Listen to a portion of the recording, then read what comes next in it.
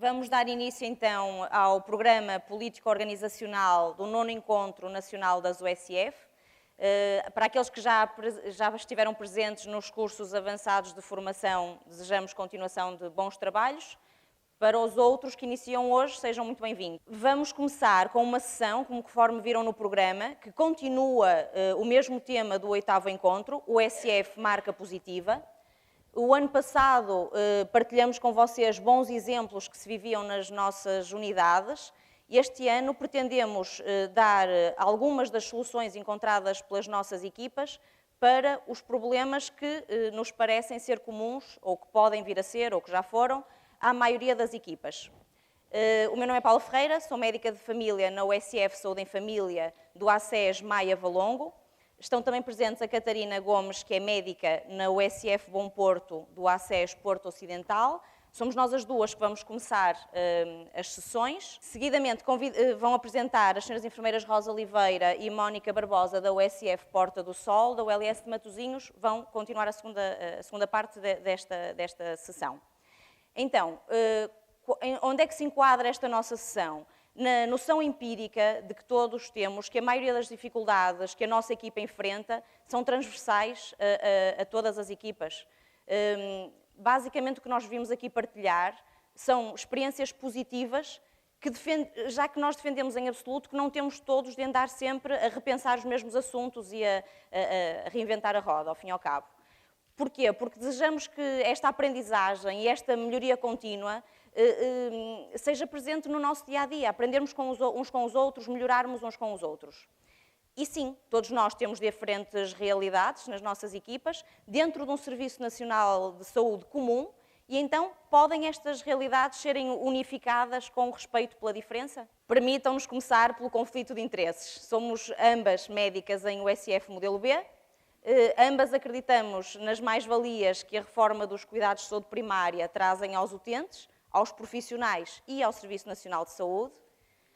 Acreditamos também que a nossa realização profissional não pode existir sem tempo para ou à custa de todas as nossas outras atividades extraprofissionais, e isto vai nos salvaguardar o resto da apresentação. Não possuímos qualquer formação específica noutra área que não a medicina geral e familiar, e assim esta apresentação reflete muitas vezes as vivências das nossas equipas. Então, quais são os problemas? Onde é que os fomos encontrar? Facilmente aos problemas comuns e recorrentes do fórum da USFIN, que a maioria de nós, penso, estar familiarizado com este grupo de discussão muito vivo e muito ativo. Problemas não foram difíceis de encontrar. Consulta aberta, horas extra, folgas de SASU, horário à sexta à tarde, licença de amamentação, como vivê-la nas nossas equipas, os horários. Esta infeliz coincidência da palavra horário estar formatada a uma letra maior é o que nós desejamos, que este seja um problema no máximo igual aos outros. Então, quando começamos a ler estas coisas, o nosso sentimento foi o desta senhora, basicamente. Professor, o aborto é uma coisa extremamente horrível, não é? É. Portanto, devia ser proibido. Exato. Mas eu poderia fazê-lo? Podia. E o que é que me acontecia? Nada. Eu estava a ir contra a lei. Estava. E como é que a lei me punia? De maneira nenhuma. Isto não é um bocadinho incoerente? Psst. O aborto é proibido. Mas pode-se fazer. Mas é proibido. Mas pode-se fazer. Só que é proibido. O que é que acontece a quem o faz? Nada. É proibido. Mas pode-se fazer. Só que é proibido. Portanto, posso fazer um aborto? Pode. Mas não é proibido? É. E o que é que me acontece? Nada. Então, os nossos desafios, não é, são vários. Um deles é os temas não serem estanques. As horas extra podem ser pagas não financeiramente, mas em tempo e darem direito ao gozo de folgas. Como construir horários, nomeadamente pensando que eles vão ter que prever uma redução do horário de amamentação.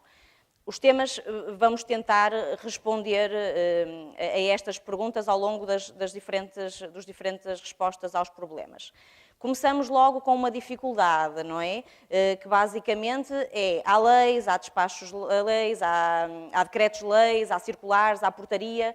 Qual é a hierarquia entre eles? Para a maioria de nós isto não é claro e, portanto, depois a informação não é fácil nem de reunir, nem de interpretar. Basicamente, de uma forma muito básica, o que nós aprendemos é que a lei e os decretos-lei estarão mais ou menos ao mesmo nível, sendo os primeiros aprovados pela Assembleia da República e os segundos pelo Governo, e depois a hierarquia das restantes será esta, portaria, despacho e circular. Acresce a isto outro desafio. Para a mesma questão, há diversos players envolvidos com opiniões muitas vezes discordantes entre si. Novamente, a dificuldade em escolher qual a hierarquia e qual a fonte de informação na qual devemos apoiar as nossas decisões, nas ordens, nos sindicatos, na ARS, no diretor executivo, à CSS. A forma como nós imaginamos a resposta a estes problemas foi organizada desta forma. A gestão, como é que vamos, nas nossas equipas, com a nossa autonomia organizativa, gerir as ausências programadas dos profissionais. Não vamos falar de férias, de comissões gratuitas de serviço, que isso é mais ou menos estável para todas as unidades, mas as folgas e, nas ausências programadas a tempo total, vamos incluir as horas extra e o banco de horas, e nas ausências programadas a tempo parcial, a licença de amamentação. Não discutiremos também a gestão das ausências não programadas dos profissionais, dado que pensamos que é consensual que esta resposta tem que ser assegurada pela intersubstituição. Por último, se lá chegarmos, a construção de horários, a base do nosso trabalho diário. Só referir um ponto que nos pareceu sempre importante ao longo desta apresentação. É que nós existimos para e pelos utentes. E quando nós refletimos em conjunto nestas questões de uma forma conceptual, achamos que somos capazes de dar uma resposta de maior garantia de qualidade para os utentes, e quando pensamos nestas respostas na nossa equipa a reagir a um problema de uma pessoa particular, pensamos mais depressa na resolução do problema da equipa. Então, eu vou-me referir à nossa vivência na nossa equipa da gestão de ausências programadas, as folgas. Então, perguntas que levantamos do fórum. O SASU ao sábado dá direito a folga? E o feriado? Quanto tempo após a realização do SASU posso gozar a folga? Tem de ser na semana, no mês seguinte? Se o trabalho extraordinário é feito por opção do profissional, ainda assim dá direito a folga? Nós fizemos um inquérito de uma amostra de conveniência de pequena dimensão, basicamente para confirmarmos só que esta ideia das disparidades se confirmava e confirmou. Então, à questão relativamente ao gozo de folgas de serviço de atendimento a situações urgentes, não é? Ou outro tipo de atendimento complementar, nenhuma equipa respondeu que gozava folga aos sábados, 57% respondeu que gozava folga aos domingos só, e 43%, cerca de 43%, respondeu que gozava folga quando trabalhava aos domingos ou feriados. Fizemos outra questão. Se relativamente ao gozo destas folgas estava limitado aos SASUs ou ao trabalho obrigatório para o qual o profissional estava inicialmente escalado, não contemplando os turnos extra que ele aceitava fazer por cedência de outros profissionais. Novamente aqui, dividiu-se meio-meio, 57% goza apenas aquele para o qual foi destacado e 43% folga todos os trabalhos extraordinários que realiza. Basicamente, o que é que diz a lei? A semana de trabalho é, em regra, de 5 dias. Os trabalhadores têm direito a um dia de descanso semanal, obrigatório, acrescido de um dia de descanso semanal complementar, que devem coincidir com o domingo e o sábado. Juridicamente, isto está relativamente claro. Então, as folgas a gozar por trabalho extraordinário, o trabalho extraordinário realizado ao domingo dá folga aos 3 grupos profissionais, médicos, enfermeiros e secretários clínicos. Em relação ao gozo de folgas por trabalho realizado ao feriado e ao sábado, lamentavelmente, e isto é discutível e se é justo, se a qualidade do nosso serviço depende também do nosso descanso compensatório ou não, mas enfermeiros e secretários clínicos não têm direito pela lei ao gozo destas folgas. Os médicos também não, os médicos de medicina geral familiar também não teriam, a menos, mas há algumas interpretações que uns consideram abusivas, outros não, da resposta decorrente da aplicação da legislação dos médicos de carreira hospitalar aos médicos de carreira de medicina geral familiar. Portanto, basicamente, não vos sabemos responder a isto. Na prática, o que nós pensamos deste tema é que faz sentido, ou faz todo o sentido, que o trabalho extraordinário obrigatório dentro da lei nomeadamente domingos, dê direito a folga. Já se o profissional opta por trabalhar a mais, que isso será ou poderá ser equiparado a um trabalho privado e que daí não deve haver repercussão para a sua equipa.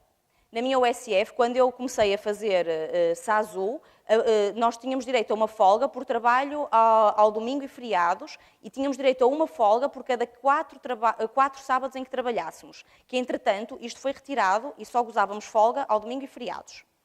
Em 2015, recebemos este ofício circular da ACSS, que tentava esclarecer o descanso compensatório aplicável exclusivamente ao pessoal médico, que é o que vimos que é duvidoso, de interpretação duvidosa, e onde diz: o legislador não faz qualquer distinção entre a natureza da prestação de trabalho em domingos, dias de feriado e dias de descanso semanal. Não é ou, não é? Estabelecendo que da prestação de trabalho num daqueles dias decorre o direito a um dia de descanso a gozar dentro dos 8 dias seguintes. Isto foi simultâneo a uma situação que nós vivenciamos no nosso ACES, Maia Valongo, em que muitos profissionais médicos foram dispensados da escala do trabalho obrigatório, o que fez com que os poucos restantes que estavam escalados tivessem trabalho extraordinário excessivo e, portanto, tinham em média um direito a um gozo de folgas de 20 folgas por ano.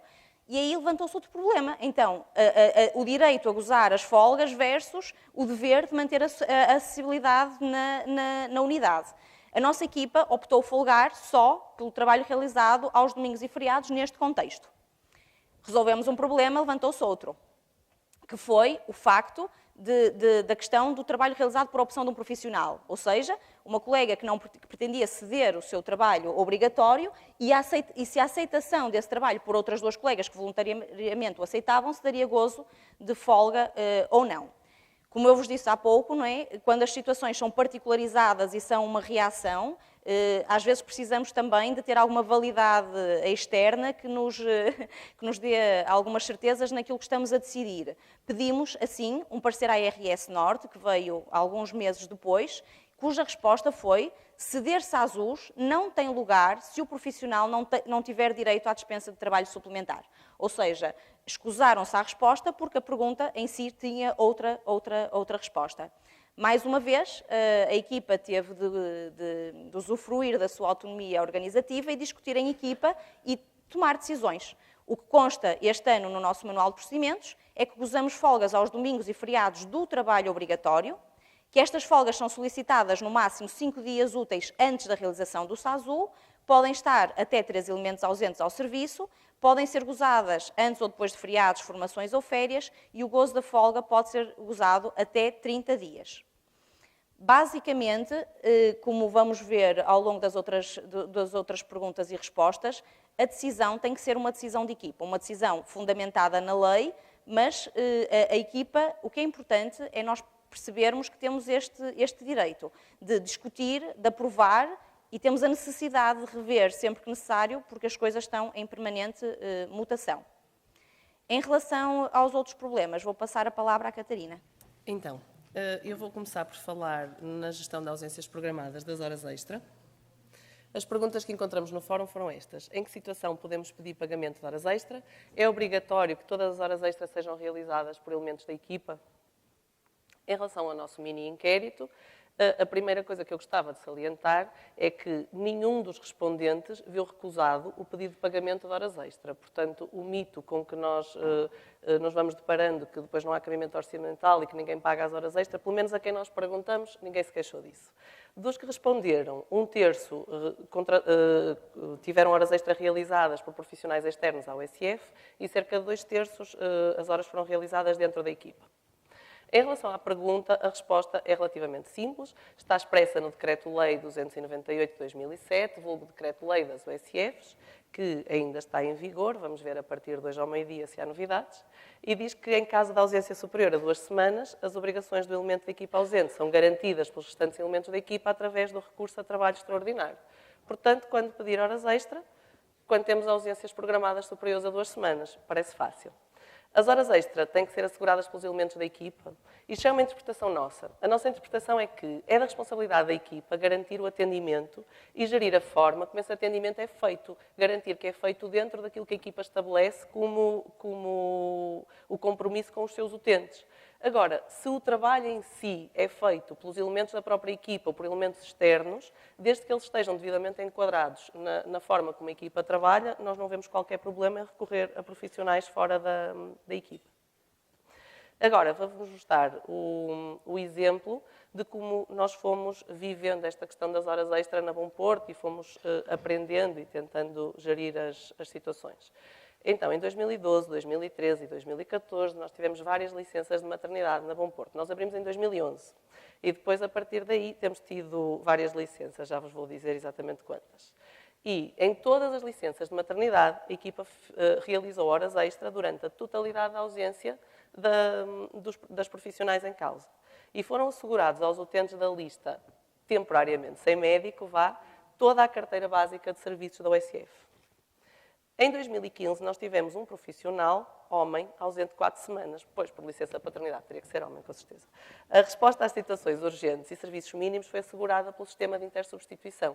Foi aquilo que nos ocorreu na altura, mas, na verdade, o que aconteceu é que geramos uma sobrecarga da agenda do profissional nos períodos pré- e pós-licença. Só nos apercebemos disso durante e não fomos capazes de corrigir a trajetória a tempo.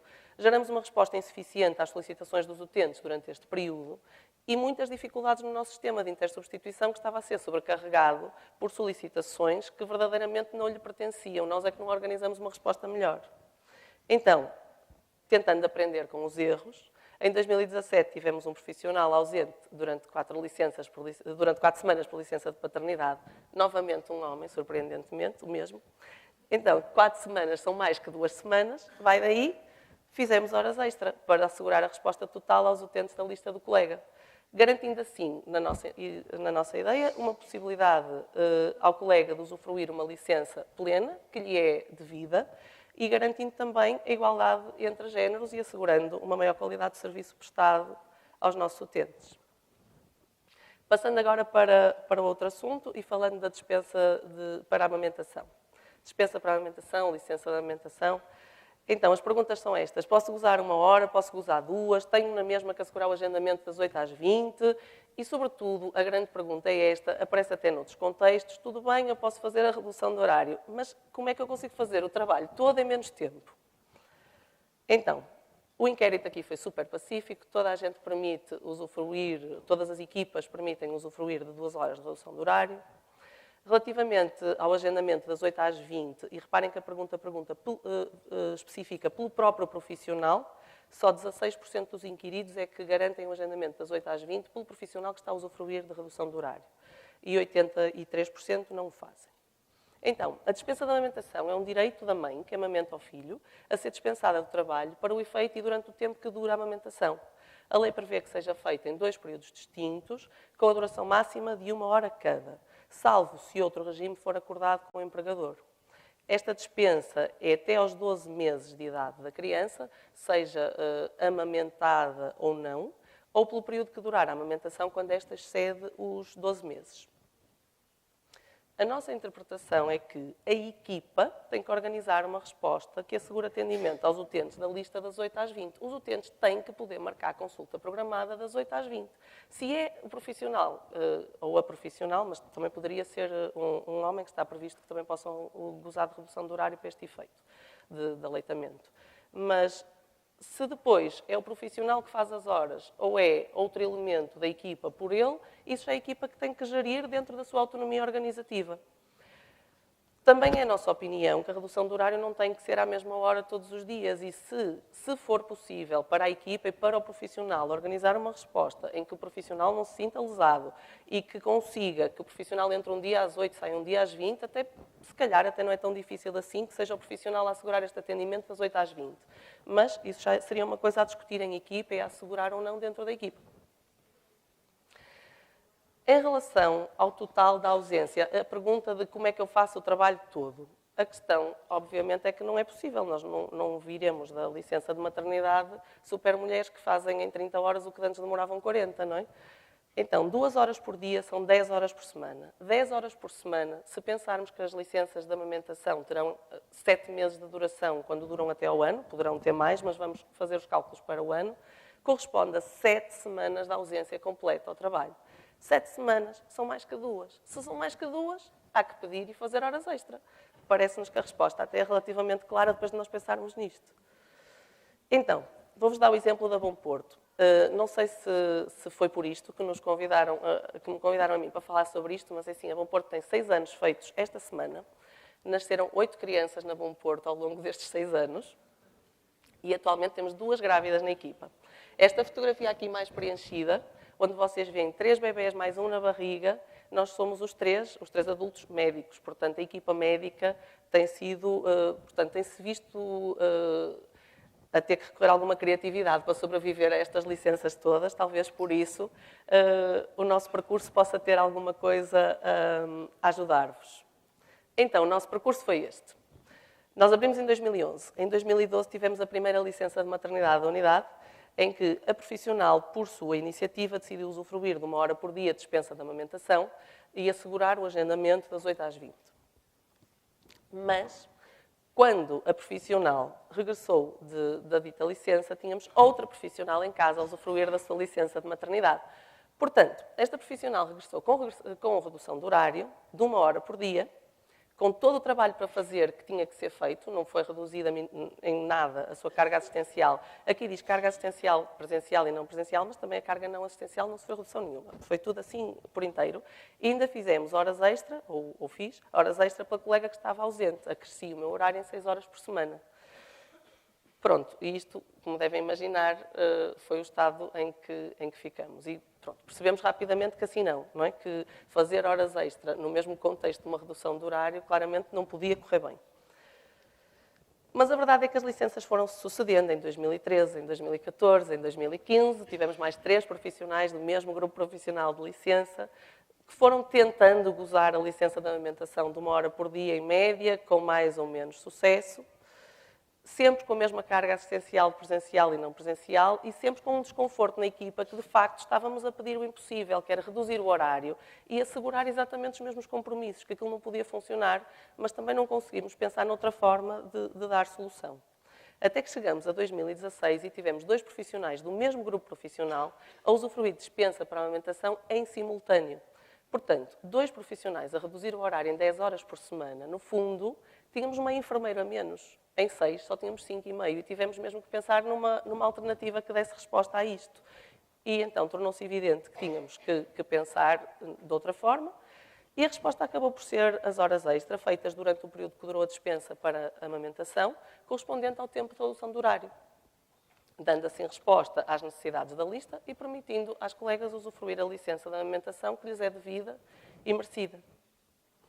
Em relação à gestão de ausências programadas, uma palavra para o dito banco de horas. Não propriamente porque tenha sido uma questão do fórum, mas porque nos parece relevante. Em relação à utilização do banco de horas, no inquérito que fizemos, as opiniões estavam assim meio por meio, metade faz, metade não faz. A nossa interpretação é que o banco de horas tem como objetivo contabilizar o número de horas de trabalho realizadas para além do horário normal, por necessidade da USF, do sistema de intersubstituição da USF. Não é por necessidade da nossa lista, é por necessidade da equipa. Ou por outras atividades a discutir na equipa. No fundo, a nossa interpretação é que o banco de horas é outra forma de horas extra. Nós fazemos horas extra, por um motivo ou por outro, e depois podemos ser compensados por essas horas extra. Ou monetariamente, ou com tempo, com descanso compensatório para nos compensar do tempo que ficamos a mais. E o banco de horas é uma ferramenta, na nossa opinião, muito importante para a equipa poder gerir dentro da equipa pequenas ausências, pequenas variações no trabalho semanal e que pode ser muito útil. Tem é que ser devidamente discutido. A equipa tem que decidir quando é que vai ativar o banco de horas, o que é que conta para banco de horas, o que é que não conta, quantas horas podemos fazer de banco de horas por semana, garantindo a qualidade no atendimento e a prevenção do burnout. Discutir quando é que podemos gozar as folgas, se pode ser quando alguém está de férias, se pode ser passado 1 mês, se passado 2, se passado 3. Fazer um balanço positivo e negativo, o que é que eu quero dizer com isto? Da mesma forma que Se eu fico 4 horas a mais porque um colega ficou doente, isto entra em banco de horas. Da mesma forma, se eu decido ou se peço autorização para me ausentar meio-dia ao trabalho para resolver um problema de cariz pessoal, porque quero ir ao dia da mãe do colégio, tenho que retirar horas do banco de horas, não é? Tem saldo negativo. Isto é o nosso exemplo, o exemplo da Bom Porto. Nós temos um regulamento de horários, que tem também a regulamentação do banco de horas, e a nossa decisão foi esta. O banco de horas é acionado automaticamente na ausência dos profissionais, quando esta põe em causa o normal sistema de intersubstituição diário. Por exemplo, se de manhã nós sabemos que não temos ninguém para fazer tarde porque o colega adoeceu subitamente, um de nós vai prolongar o horário e está previamente autorizado a colocar essas horas em banco de horas. As outras situações precisam de ser discutidas sempre em equipa multiprofissional. Podem ser exemplo destas situações a procura excepcional de cuidados por parte dos utentes, por exemplo, na altura da gripe, ou uma tarefa excepcional acordada em reunião geral, como uma reunião de Conselho Geral, por exemplo, pode ser considerada uma tarefa excepcional e ser colocada em banco de horas. Depois definimos um conjunto de regras para o mesmo banco de horas. O âmbito era o que já vos expliquei e estas são as regras. Só se aplica a horas assistenciais. A jornada máxima diária contínua é de 11 horas e a jornada máxima semanal de 48. Há um controle individual do saldo de horas que é conhecido de todos. E no final de cada mês é feita a contabilidade do mês. A compensação de horas deve ocorrer no prazo máximo de 3 meses. 8 horas suplementares equivalem a um dia de compensação e 4 horas suplementares a meio dia de compensação. Mas pode fazer, só que é proibido. O que acontece aqui, levar? Nada. É proibido. Mas pode-se fazer. Só que é proibido. Então, espero mesmo estar a conseguir ser mais clara que isto. Eu tinha mais um tema para falar, que era o da construção dos horários. As perguntas do fórum. Os enfermeiros podem fazer mais que 35 horas? O diretor executivo pode recusar homologar horários com mais de 35 horas?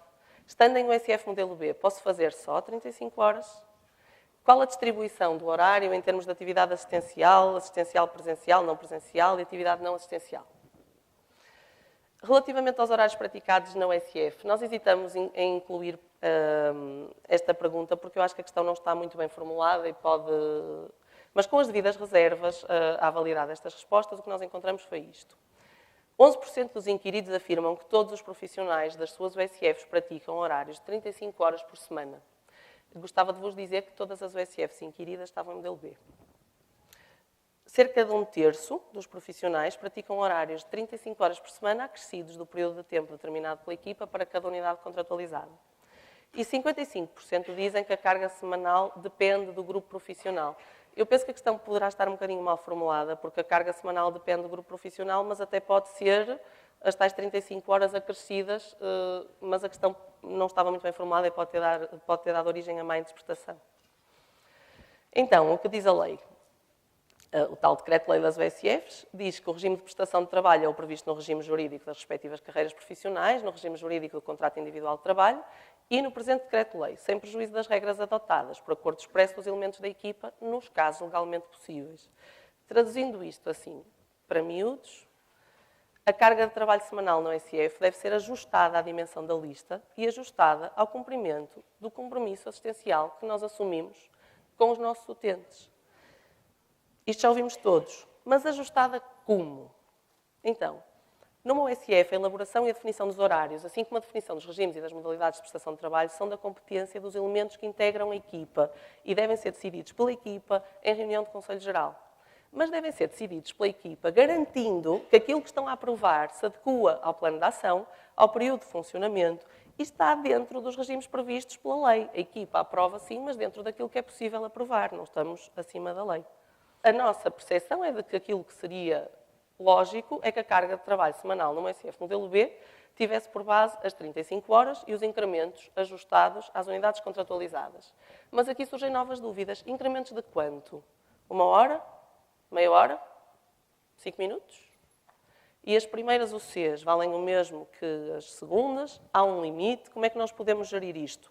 Se tivermos 9 UCs, por exemplo, temos que fazer 44 horas por semana, 35 mais 9?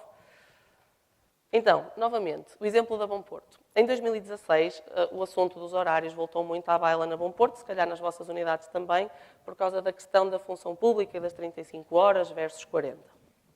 Então nós discutimos isto, discutimos a carga de trabalho que nos representava cada unidade contratualizada e fizemos estas contas. Então, na nossa ideia, o valor que se adequava mais ao trabalho que nós achamos que temos que fazer era 1 hora por cada OC. 1 hora por cada OC, os médicos de família, uns têm 7, outros têm 8, os enfermeiros têm 7, os secretários têm 9, resultava em horários que variavam entre as 42 e as 44 horas por semana. Para começar a conversa, porque todos nós sabemos que depois o regime de intersubstituição e o sistema de intersubstituição e as necessidades pontuais da equipa podiam dar origem a semanas mais longas que estas. Pareceu-nos, na altura, que era uma carga horária demasiado pesada para nós começarmos a conversa, que podíamos estar a arriscar o bem-estar da equipa e, consequentemente, o bem-estar dos nossos utentes, por depois ficarmos demasiado esgotados para lhes dar uma resposta segura. Então, voltamos a fazer contas. Fizemos as contas, eu estou-vos a contar a versão resumida, mas isto deu para ir para 10 reuniões. E ficamos nestas contas. Uma unidade contratualizada, 30 minutos. Isto dá horários entre as 38 horas e meia e as 39 horas e meia. Permitiu-nos ter horários mais homogéneos entre os diferentes elementos da equipa, o que nos parece adequado, e permitiu-nos também ter aqui mais alguma flexibilidade para crescer ao nosso horário semanal quando tal é preciso. E que acaba por ser preciso muitas vezes. Eu mostrei-vos quantos bebés já nasceram na Bom Porto. No fundo, o que nós procuramos foi um equilíbrio entre a acessibilidade que queremos garantir aos nossos utentes, a qualidade dos serviços que queremos prestar, a satisfação tanto dos utentes como dos profissionais, mas mantendo em vista que temos uma qualidade de serviços para assegurar e que temos que trabalhar com qualidade. E achamos que neste momento para nós está equilibrado. Não quer dizer que para o ano não possamos estar a fazer outro horário. Juro que estou a terminar, são mesmo os últimos 3 slides. Em todos estes desafios, o que é decisivo sempre é a autonomia organizativa da USF. Obviamente, é uma autonomia responsável e dentro dos limites legais. A equipa tem que saber o que é que pode e não pode fazer, tem que ter conhecimentos para poder exercer a sua autonomia de uma forma plena e responsável. E a autonomia das USFs é regulada por um conjunto de instrumentos que são formais e que são específicos, tais como o regulamento interno. E depois tem uma estrutura orgânica que toma as decisões, que é o Conselho Geral. Nós temos é que conversar sobre as coisas em equipa e tomar as decisões baseadas na nossa autonomia. Há muita coisa que podemos resolver dentro de casa se conseguirmos conversar uns com os outros. A propósito dessa conversa, mais 2 itens que eu gostava de vos dizer. Parece-nos fundamental as respostas à maior parte das questões que foram aqui focadas poderiam perfeitamente estar num regulamento geral de horários e de assiduidade. Parece-nos fundamental que cada equipa tenha um que o discuta e que depois o faça cumprir, obviamente, e que o reveja sempre que tal seja preciso. E depois uma questão que a Paula já falou também na apresentação dela, a questão da ação versus reação. Se nós só discutirmos os problemas a quente, não é? A colega já está em casa, os doentes já estão lá em baixo a reclamar e agora a gente tem que organizar uma resposta. Regra geral, nós vamos organizar uma resposta má, pronto, é esta a palavra, porque estamos esgotados, estamos cansados, estamos estressados, não temos o distanciamento que é preciso para tomar as decisões E se calhar não as centramos tanto nos nossos utentes e passamos a centrar na necessidade que a equipa vê naquele momento de resolver o seu problema da equipa. E, portanto, é muito importante que as equipas consigam discutir as coisas atempadamente, reagir de uma forma mais preventiva, ou não trabalhássemos nós em cuidados de saúde primários, e menos reativa. Não resisti a incluir este slide, que é roubado do CAF das emergências que eu fiz ontem, mas a formadora estava a falar sobre este CRM, este Crisis Resources Management, e uma checklist que os pilotos faziam para diminuir o erro na pilotagem. Eu não conseguia deixar de pensar que isto tinha tudo a ver com aquilo que eu vim a partilhar convosco hoje. Então, a checklist incluía, eu adaptei, porque havia alguns que de facto eram mesmo para a pilotagem, eles eram 15, e eu escolhi estes para trazer.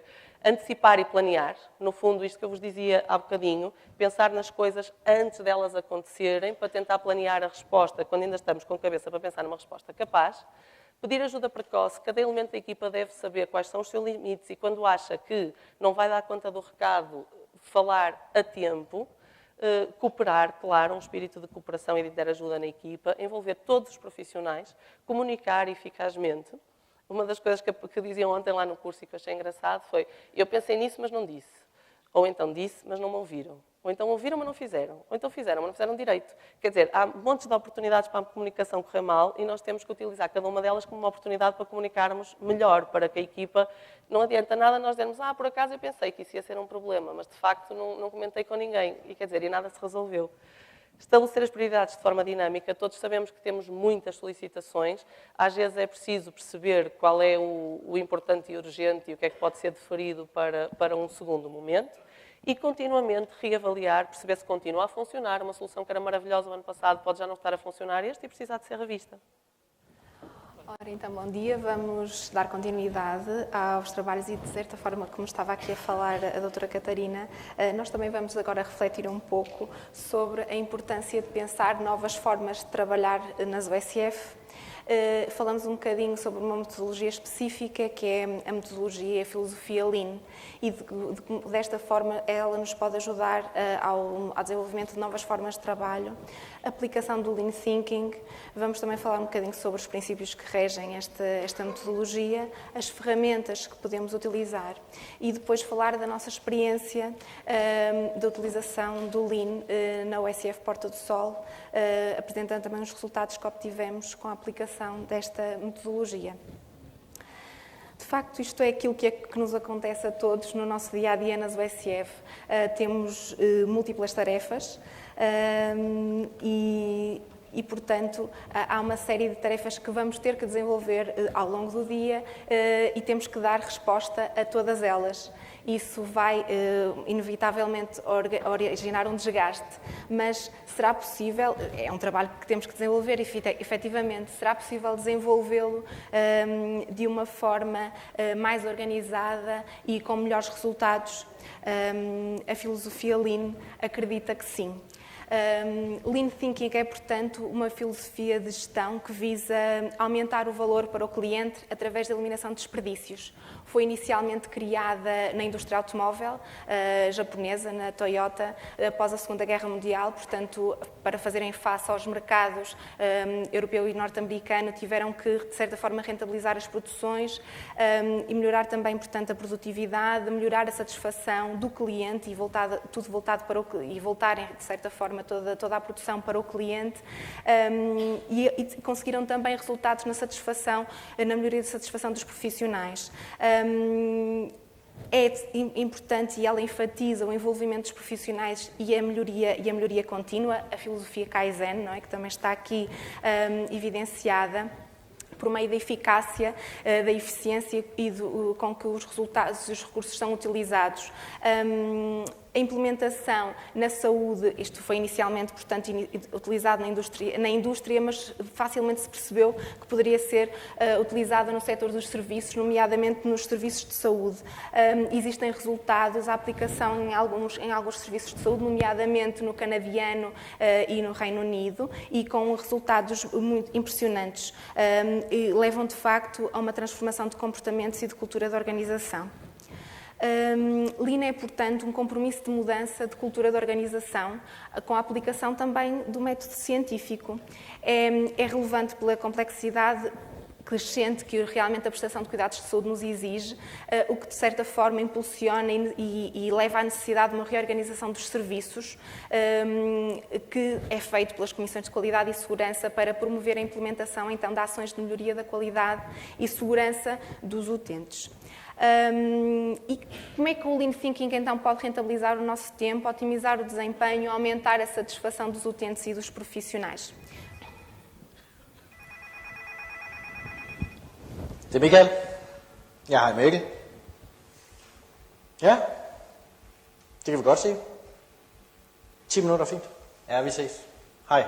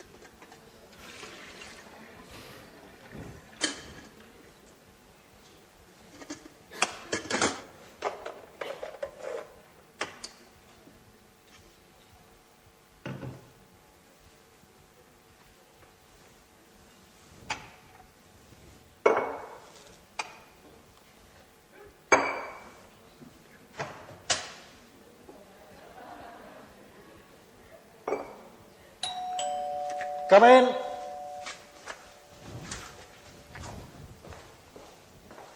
Hej Mikkel. Hej Michael. Velkommen til. Tak skal du have. Vil du have en kop kaffe? Nej tak, jeg vil egentlig hellere have en cola. Det har jeg nok ikke. Pronto, agora convidava-vos a refletir um bocadinho connosco sobre aquilo que de facto nós podemos fazer transposição para o nosso trabalho. Será que aquilo que o cliente quer é o que lhe oferecemos? Claramente aqui verificamos que não. O senhor até nem bebia café, não é? Eu não bebia café e pediu. Há atividades que consomem recursos, mas não trazem valor. E, de facto, aqui também podemos observá-las e podemos ver que realmente há determinadas energias que poderiam não ter sido dispensadas se as coisas estivessem organizadas de outra maneira e, portanto, uma economia de tempo que poderia ter sido feita. Como é que podemos minimizar os desperdícios? E será que fazemos sistematicamente esta análise nos vários processos que desenvolvemos ao longo do nosso trabalho nas OSF? É sobre isto, a metodologia Lean ajuda-nos, de certa forma, a sistematizarmos o nosso pensamento, o processo de pensamento e, de certa forma, a eliminar desperdícios e a criar valor. Rege-se por 5 princípios, que é ele criar valor, portanto, fornecer aos clientes aquilo que eles desejam, sendo que o valor é criado pelo produtor, portanto, por quem produz o produto, mas só pode ser definido pelo cliente final. E, para isso, precisamos de conhecer muito bem as características do cliente, qual é a finalidade da utilização do produto, quando é que o cliente quer esse produto. Depois temos um passo muito importante também, que é mapear o processo, a identificação e desenhar os fluxos de informação, todos os processos, todos aqueles processos que desenvolvem, que são necessários para a execução daquela tarefa, daquele desempenho daquele trabalho, os materiais que conduzem ao produto final, e aqui devem ser incluídos, como estava a falar anteriormente, todos os passos, que quer eles tragam ou não valor. Depois, posteriormente, vai existir a criação do fluxo de valor, portanto, que são o conjunto de todas as atividades necessárias e que elas podem criar valor, não criar valor e ser eliminadas, portanto, não serem necessárias, ou então não criar valor, mas serem necessárias para a execução daquela tarefa, e essas têm que ser mantidas. O pool do valor, ou seja, ser o próprio cliente a puxar o valor da empresa e não ser a empresa a empurrar os seus produtos. De facto, temos que olhar sempre para o cliente e dar aquilo que o cliente quer e não forçá-lo àquilo que nós, o produtor, queria que realmente o cliente quisesse. E depois a filosofia Lean, que de facto é de melhoria contínua, portanto, uma procura incessante e constante pela eliminação dos desperdícios, de maneira a que todos os passos se reflitam em valor para o cliente. Para a aplicação da metodologia Lean existem inúmeras ferramentas e técnicas. Iremos aqui falar em algumas que nos parecem ser aquelas mais adequadas para o desenvolvimento e que nós, de facto, utilizamos mais vezes no nosso trabalho. Portanto, temos o ciclo PDCA, portanto, que envolve o planeamento e a execução do plano de ação, portanto, o P, Plan. Depois, a execução dessas mesmas ações mediante aquilo que foi planeado, o Do. Seguidamente, vamos avaliar as ações, vamos avaliar mediante aquilo que tinha sido planeado, ver aquilo, se foram realmente atingidos os objetivos, aquilo que tem que ser mantido, aquilo que tem que ser, os desperdícios que têm que ser eliminados, e depois agir mediante aquilo que foi planeado. E aí, isto, portanto, é um ciclo contínuo. Depois de feita faz-se uma nova avaliação e verifica-se tudo aquilo que pode ser melhorado.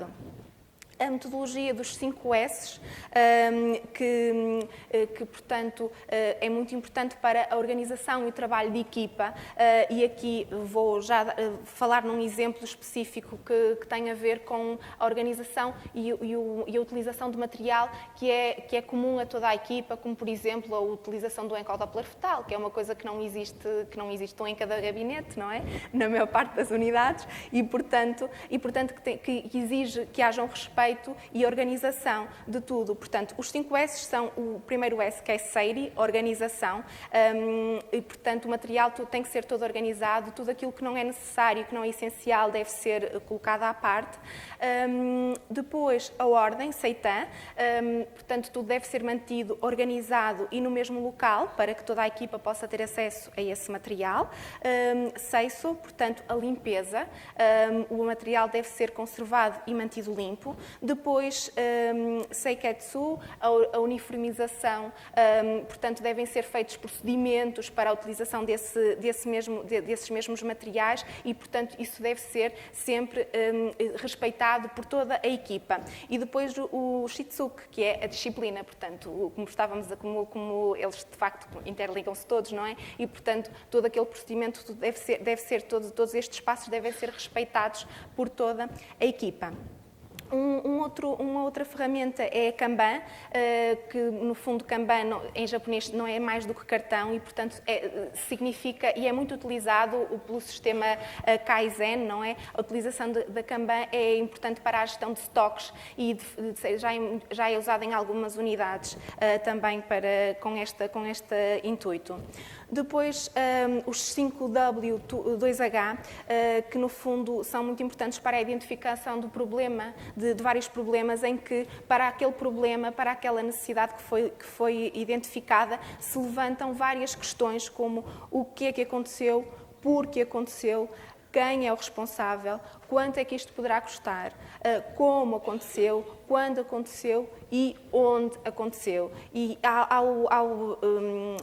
de certa forma, serem colocadas todas estas questões, vai-nos conseguir ajudar a processarmos o nosso pensamento e organizarmos o nosso pensamento. E, por fim, falamos aqui na matriz de prioridades. Depois de existirem algumas ideias que podem ser implementadas nas nossas equipas, podemos avaliá-las e ver aquelas que realmente podem ter um valor elevado para o cliente e um potencial de rápida implementação e, portanto, estas serão de melhor investimento. Podem ter um valor elevado, mas a sua implementação é complexa e, portanto, será para fazer um investimento, mas a longo prazo. Podem ter um valor baixo e uma implementação fácil e, portanto, trazem ganhos rápidos e, de facto, podem ser aplicadas. E depois podem ter um valor baixo, uma implementação complexa e, portanto, serão para adiar para o futuro. De uma forma muito sucinta que estivemos aqui a explicar aquilo que consiste a metodologia Lean e as ferramentas que podem ser utilizadas. Vamos agora falar um pouco, que a Rosa vai falar um pouco sobre a experiência da aplicação da metodologia Lean na nossa USF. Então, no final de 2015, nós tivemos a oportunidade de iniciar a implementação de um projeto com esta filosofia Lean, aplicada à área clínica, com o apoio de um laboratório. Foi feita na área da DPOC, que, de uma maneira geral, é uma área pouco explorada em cuidados de saúde primários. Nós tivemos alguns momentos de formação para percebermos minimamente o que era o Lean, quais eram as ferramentas que tínhamos disponíveis e tivemos também vários momentos de reunião de equipa e discussão com todos os elementos da equipa para conseguirmos desenhar e implementar o processo. Assim começamos, portanto, aplicamos os princípios Lean e começamos por definir o valor para o cliente, ou seja, aquilo que o utente com DPOC procura quando recorre aos cuidados de saúde. E acreditamos que aquilo que as pessoas querem, de facto, é que a doença tenha o menor impacto possível na sua vida, quer a nível físico, quer a nível social, a nível financeiro, etc. Mediante criado este valor para o cliente, nós tiramos uma fotografia daquilo que pré-Lean fazíamos na unidade, ou seja, quem faz o quê, quando é que é feito, como e em quanto tempo. Tivemos reuniões de equipa em que cada pessoa elencou aquilo que fazia, fizemos um mapa que é sensivelmente aquilo que conseguem ver na imagem e olhamos depois enficadamente para isto e analisamos. Conseguimos perceber que havia várias realidades consoante o profissional que atendia a pessoa com DPOC, além das consultas, do encaminhamento, da articulação entre os vários elementos da equipa não estarem sistematizados, percebíamos que nem sempre respondíamos às reais necessidades dos utentes, apercebíamos que muitas vezes uma coisa que parece tão simples, mas que é tão importante, que é, por exemplo, os contactos dos utentes estarem de facto atualizados para quando os queremos contactar, nem sempre era feito. E, portanto, foi neste momento que nos apercebemos daquilo que poderíamos mudar. Tentamos, então, criar um fluxo de valor. Esta criação do fluxo de valor, mais uma vez, envolveu toda a equipa. Momentos de discussão vários, chegámos a alguns consensos do que é que cada elemento da equipa profissional fazia. O secretário, o médico e a enfermeira. Definimos exatamente aquilo que era feito por cada um destes elementos profissionais, exatamente aquilo que era feito e até registado nos programas informáticos. Definimos também os timings, de quanto em quanto tempo é que seria importante marcarmos as consultas, qual era o tempo estimado de uma consulta médica ou de enfermagem, que tempo é que a pessoa, à partida, passaria no secretariado, etc. Tudo isso foi compilado, elaborámos um guia de apoio à consulta, só para terem uma ideia, esta imagem que aqui está, mas é precisamente isto. Isto foi disponibilizado a todos os elementos, porque com o passar do tempo temos noção que as coisas se vão perdendo e é uma ferramenta de fácil acesso, até nas consultas, é uma mais-valia para todos. Criado este fluxo de valor, nós mantivemos esta ideia de que o utente, em cada passo que dá, deve retirar algo de valor, deve retirar algo positivo.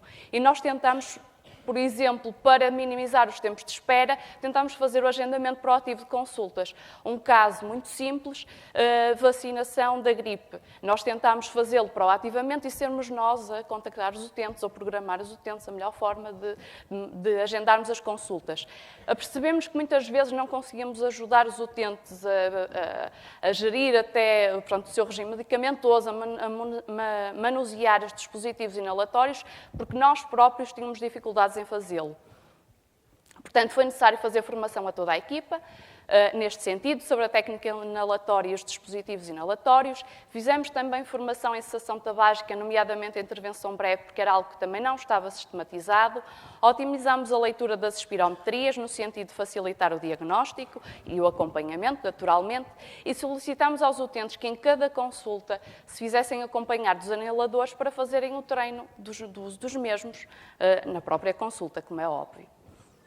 Nesta ideia de melhoria contínua já obtivemos alguns resultados, mas temos a perfeita noção que temos ainda que otimizar o diagnóstico da DPOC e trabalhar na prevenção na mesma, que é extremamente importante, e nesta área da DPOC percebemos bastante, há níveis de iliteracia abismais. A maioria dos utentes não sabe o que é DPOC, o impacto da doença, o que é que comporta, meios de a controlar, e, portanto, é algo que tem que ser muito trabalhado ao longo do tempo.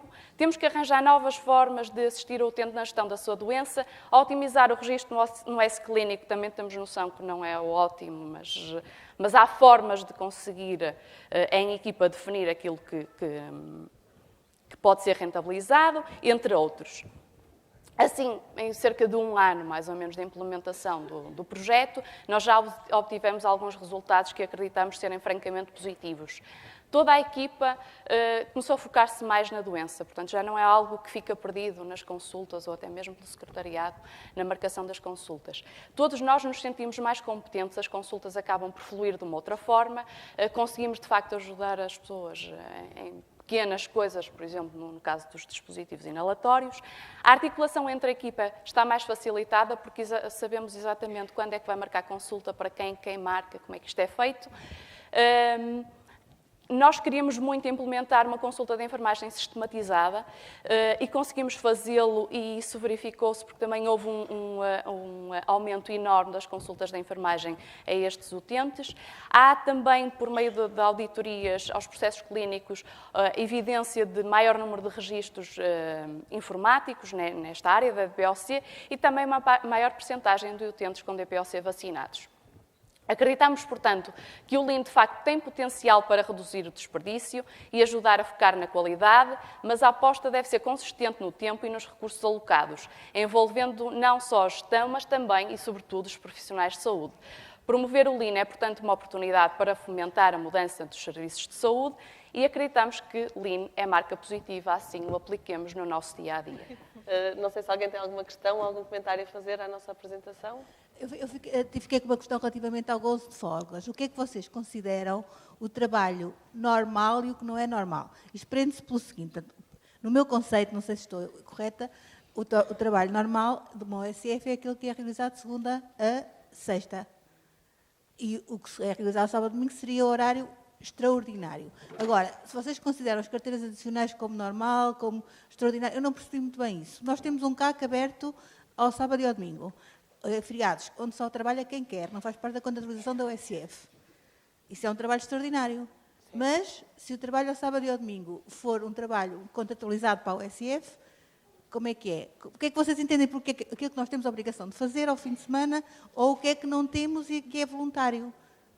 No enquadramento que vocês fizeram depois com o direito a folgas. Está a perceber a pergunta? Estou. Ok, obrigada. Então, a nossa questão prende-se tem a ver com aquela que é a nossa realidade, que pode ser diferente da sua.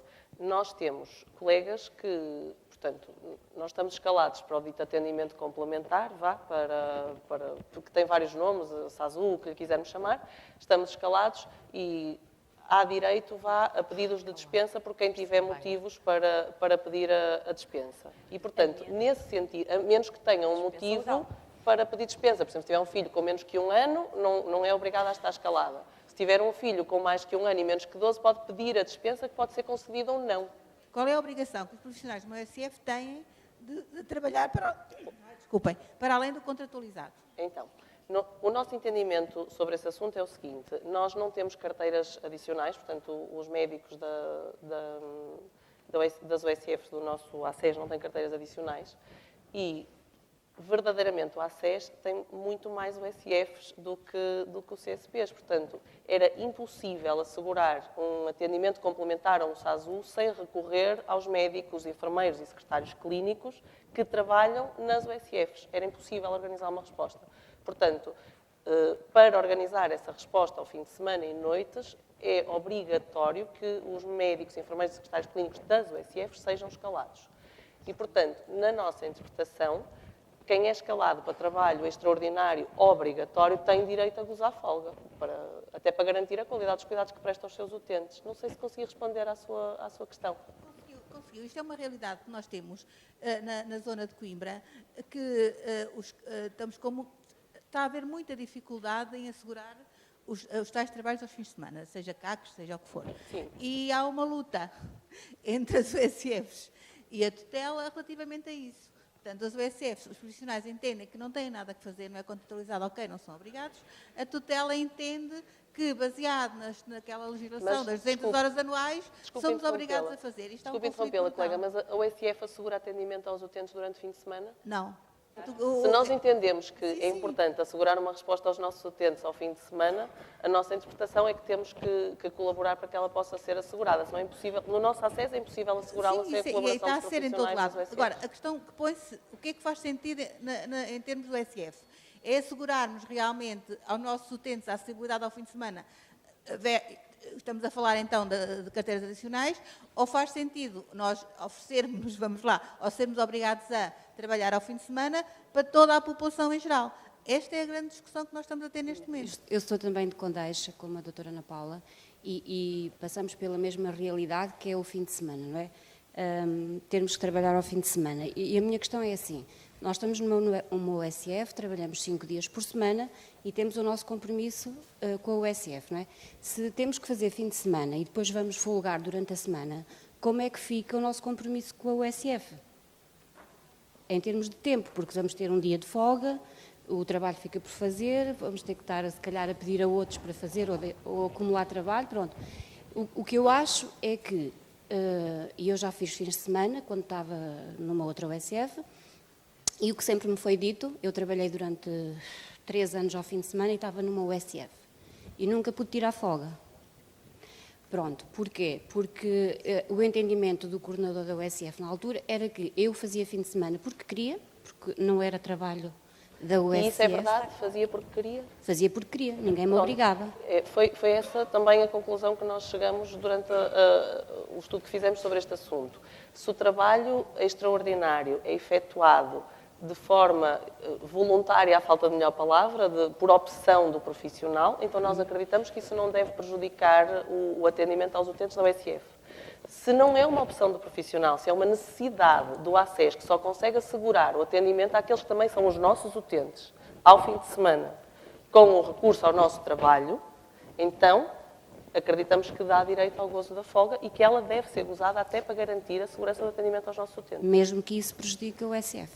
É esse equilíbrio. É um equilíbrio, é o equilíbrio possível, porque também está a beneficiar os seus utentes da USF que têm acessibilidade ao fim de semana, porque senão não teriam, sem o seu contributo.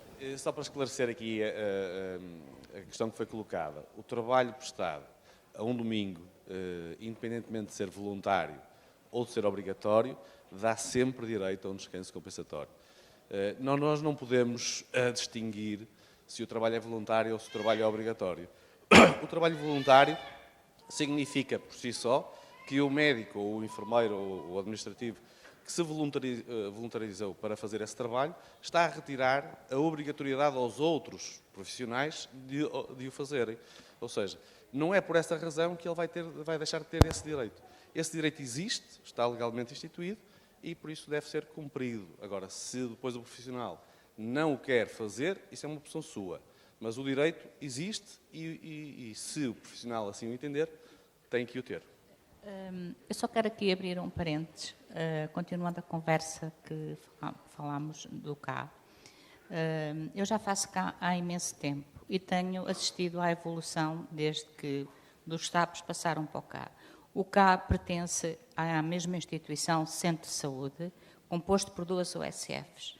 Neste momento, o que é que acontece? Há elementos que entendem que devem fazer e há outros que não entendem.